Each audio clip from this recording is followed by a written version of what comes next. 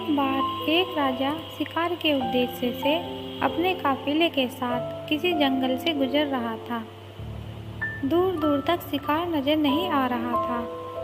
वे धीरे धीरे घनघोर जंगल में प्रवेश करते गए। अभी कुछ दूर ही गए थे कि उन्हें कुछ डाकुओं के छिपने की जगह दिखाई दी।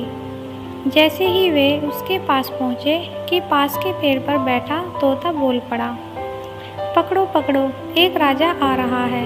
इसके पास बहुत सारा सामान है, लूटो लूटो, जल्दी आओ जल्दी आओ। तोते की आवाज़ सुनकर सभी डाकू राजा की ओर दौड़ पड़े।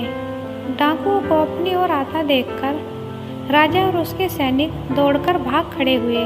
भागते भागते कोसों दूर निकल गए। सामने एक बड़ा सा पेड़ दिखाई दिया। कुछ देर सुस्ताने के लिए उस पेड़ के पास चले गए। जैसे ही पेड़ के पास पहुँचे कि उस पेड़ पर बैठा तोता बोल पड़ा, आओ राजन, हमारे साधु महात्मा की कुटी में आपका स्वागत है। अंदर आइए, पानी पीजिए और विश्राम कर लीजिए।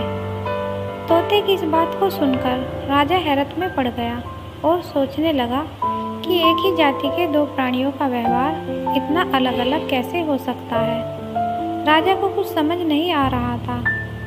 वह तोते की बात मानकर अंदर साधु की कुटिया की ओर चला गया।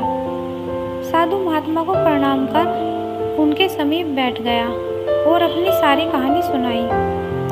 और फिर धीरे से पूछा, ऋषिवर, इन दोनों तोतों के व्यवहार में आखिर इतना अंतर क्यों है?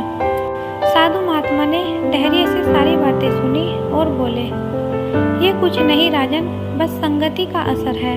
डाकुओं के साथ रहकर तोता भी डाकुओं की तरह व्यवहार करने लगा है और उनकी ही भाषा बोलने लगा है।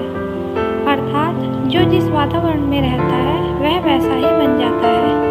कहने का तात्पर्य यह है कि मूर्ख भी विद्वानों के साथ रहकर विद्वान बन जाता है और अगर विद्वान भी मूर्ख